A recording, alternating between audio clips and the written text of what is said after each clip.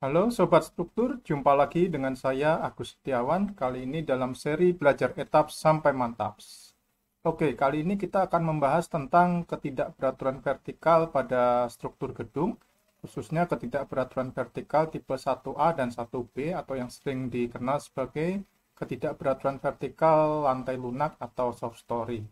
Nah, dasar analisis yang akan kita gunakan adalah SNI gempa yang terbaru, yaitu 1726 tahun 2019, pasal 78, serta ASCE pasal 12322. Nah, kita lihat apa saja yang dimaksud dengan ketidakberaturan vertikal tipe 1A dan 1B. Jadi di sini disebutkan dalam tabel dalam ASCE tabel 1232 bahwa struktur dikatakan memiliki ketidakberaturan vertikal apabila memiliki kekakuan lateralnya ini 70% kurang daripada kekakuan lateral di atasnya ataupun 80% dari rata tiga kekakuan lateral tiga lantai di atasnya. Atau yang sering kita definisikan secara gampang bahwa kekakuan lantai I ini lebih kecil daripada 70% kekakuan lantai di atasnya. Atau kekakuan lantai I lebih kecil dari 80% dari rata tiga tingkat di atasnya. Maka dia kalau terpenuhi syarat ini dikatakan terjadi ketidakberaturan vertikal tipe 1A. Apabila tipe 1B atau ketidakberaturan vertikal yang soft story ekstrim, maka disyaratkan bahwa kekakuan lantai ini, kekakuan lantai I, lebih kecil daripada 60% kekakuan lantai di atasnya. Ataupun kekakuan lantai I ini lebih kecil dari 70% rata kekakuan lateral tiga tingkat di atasnya. Apabila syarat ini terpenuhi, maka struktur kita dikatakan memiliki ketidakberaturan vertikal soft story berlebih atau ekstrim.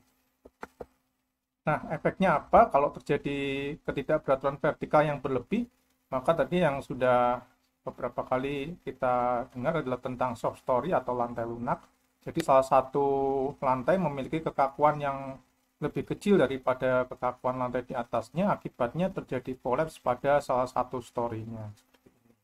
Nah, kita bisa lihat bahwa dalam ayat pasal 12331 ASCE dinyatakan bahwa struktur dengan kategori desain seismik E dan F ini tidak diperbolehkan memiliki ketidakberaturan soft story berlebih atau 1B. Nah, ini beberapa contoh kegagalan pada struktur. Salah satu lantainya, lantai di paling bawah, terlihat mengalami kolaps sehingga lantai di atasnya jatuh ke dasar bangunan seperti ini. Nah, sekarang kita akan coba lihat bagaimana memeriksa syarat ketidakberaturan vertikal 1A dan 1B dengan menggunakan etaps. Berikut adalah data bangunan atau data dena struktur dummy yang akan kita pakai untuk analisis kita.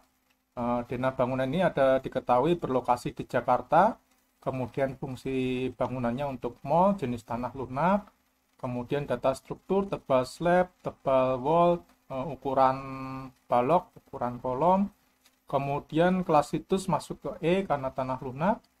Sudah diketahui pula SS, S1, FA, FV, kemudian waktu getar, periode getarnya sudah ditentukan pula, sudah dihitung. Ini adalah potongan strukturnya, portal AS2, struktur bangunan 5 lantai dengan tinggi masing-masing tingkat 4 meter. Kemudian ini adalah portal AS-A, ada dinding geser di sini. Nah, bagaimana kita melakukan pemeriksaan ketidakberaturan vertikal 1A dan 1B dengan menggunakan etaps? Kita lihat, nah ini adalah struktur bangunan tadi yang sudah dimodelkan. Analisis input beban gempa juga sudah diberikan dalam model ini, bisa kita simak dalam video-video sebelumnya ya. Nah, kemudian di sini kita lihat respons spektrum sudah dimasukkan, kali ini menggunakan ekivalen lateral force atau ELF atau yang sering dikenal sebagai analisis statik ekivalen. Sini juga sudah diinputkan kalau kita mau lihat nilai SS, S1, FA, FP, SDS, SD1, kemudian R yang bersesuaian. Untuk arah X di sini sudah mempertimbangkan accidental torsion atau eksentrisitas tidak terduga sebesar 5%. Kemudian arah Y juga sudah diberikan beban gempa pula seperti ini. input, respons spektrum, kemudian untuk arah Y, ada accidental torsion, ada eksentrisitas tak terduga 5%, sudah dilakukan input semuanya. Nah, sekarang kita akan running model kita, dan nanti kita akan melakukan pengecekan terhadap syarat ketidakberaturan vertikal 1A dan 1B.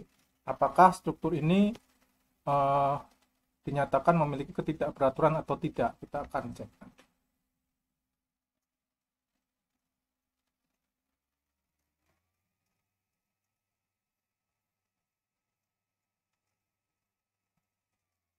Oke, kita siapkan dulu, kita ingin melihat bagaimana ETABS menghitung kekakuan lantainya. Jadi tadi kalau kita ingat bahwa apabila suatu lantai ini memiliki kekakuan kurang dari 70% lantai di atasnya, atau kekakuannya kurang dari 80% rata kekakuan 3 tingkat di atasnya, maka dia dikatakan mempunyai ketidakberaturan vertikal 1A. Apabila 60% kurang dari kekakuan di atasnya, ataupun 70% kurang dari rata 3 tingkat di atasnya, maka masuk ke kategori ekstrim. Nah, kita lihat bagaimana menentukan menghitung kekakuan. Di sini sudah selesai runningnya, kita export table. Kita lihat di result, di sini ada structure result, ada displacement juga, kita ambil displacement. Nah, di sini sudah ada data maksimum dan average driftnya dari tiap lantai. Kita lihat, kita ambil data misalkan kita ambil data beban gempa arah X, kita boleh ambil, ini bisa kita yang mana saja ya, kita untuk ngecek kita ambil yang ELF X1 jenisnya. Ini kita ambil, kita copy ke Excel kita. Nah, maka di sini ada data maksimum drift, kita beri tanda dahulu. Nah, kemudian kekakuan prinsipnya adalah gaya dibagi dengan perpindahan. Maka kita harus lihat besar beban yang bekerja. Kita dapatkan dari story forces. Kita sesuaikan ELF1. Kita copy data ini. Kita kopikan, kita taruh di sini. Nah, di sini kita dapatkan gaya geser tingkatnya ini. Karena arah X, maka yang muncul adalah Vx, kita beri tanda.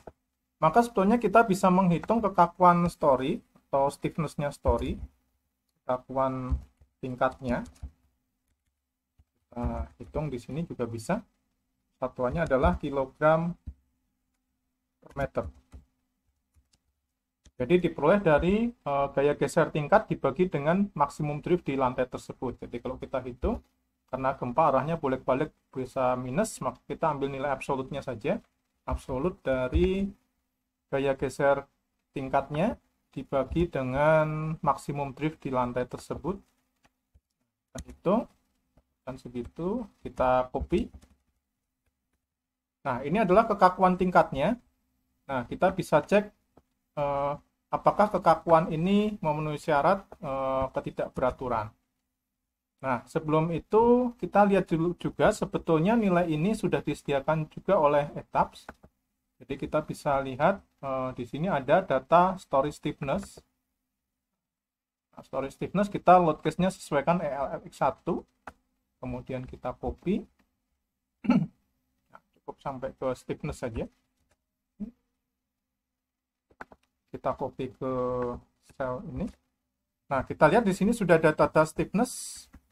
Nah, kalau kita lihat ini sama dengan yang kita hitung tadi.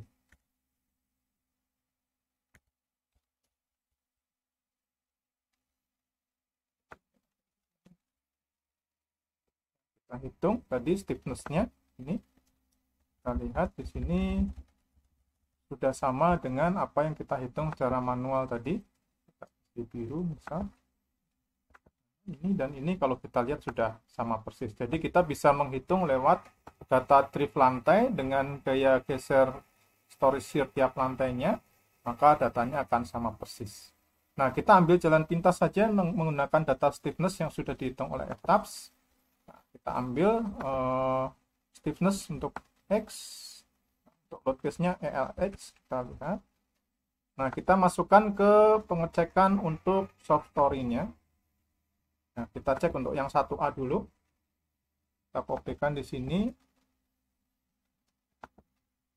Itu. Nah, otomatis sudah soft story-nya, story stiffness-nya lebih besar dari 70%. Di sini yes, berarti tidak terjadi irregular untuk syarat yang pertama.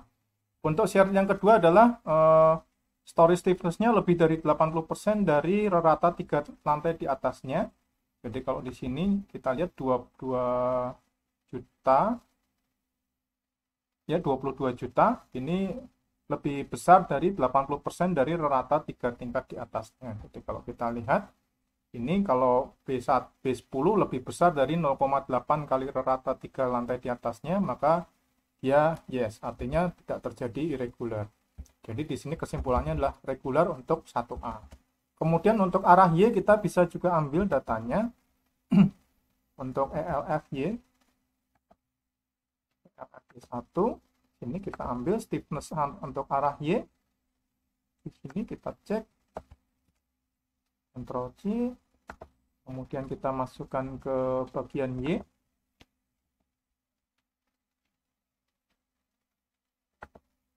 Nah, semua reguler. Nah, kemudian kita kopikan untuk pemeriksaan yang 1B. Kalau tadi 70 dan 80, maka untuk 1B menjadi 60 di sini dan 70 di sini. Kita kopikan stiffness-nya sama-sama. Kita cek apakah terjadi ketidakberaturan. Nah, untuk arah X lolos. Untuk arah Y kita cek juga. Ini arah Y. Kita cek. Nah, tidak terjadi juga soft story, semuanya masuk ke regular atau dinyatakan tidak terjadi ketidakberaturan. Nah, di sini ada warning bahwa kalau struktur kita masuk ke KDSE dan F, maka syarat 1B mutlak tidak boleh ada ketidakberaturan. Demikian yang kita bahas kali ini tentang ketidakberaturan vertikal jenis tingkat lunak. Kita bisa melakukan pemeriksaan dari ETAPS dengan lebih mudah. Sekian, semoga bermanfaat. Salam struktur.